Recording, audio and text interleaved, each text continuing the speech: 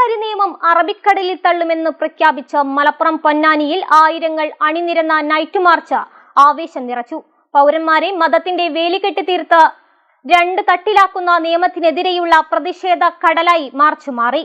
സ്ഥാനാർത്ഥി KS ഹംസ പന്തം തെളിയിച്ചതോടെയാണ് night March ആരംഭിച്ചത്. കടലിന്റെ മക്കൾ ഒരേ സ്വരത്തിൽ കരിനിയമത്തിനെതിരെ മുദ്രാവാക്യം ഉയർത്തിയപ്പോൾ നാട് ഒറ്റക്കെട്ടായി തെരുവിലിറങ്ങിയ സമരത്തിനാണ് പൊന്നാനി സാക്ഷ്യം വഹിച്ചത്. സ്ത്രീകളും കുട്ടികളും വയോധികരും ഒരുപോലെ അണിനിരന്നതോടെ പൊന്നാനി കണ്ട ഏറ്റവും വലിയ പ്രതിഷേധമായി നൈറ്റ് മാർച്ച് മാറി. ജാതിമത വ്യത്യാസമില്ലാതെയാണ് മാർച്ചിൽ ജനങ്ങൾ പങ്കാളികളായത്. പൊന്നാനി മണ്ഡലം ഇടതുമുന്നണി കമ്മിറ്റിയുടെ ആഭിമുഖ്യത്തിലായിരുന്നു ആയിരങ്ങളെ അണിനിർത്തിയ മാർച്ച്.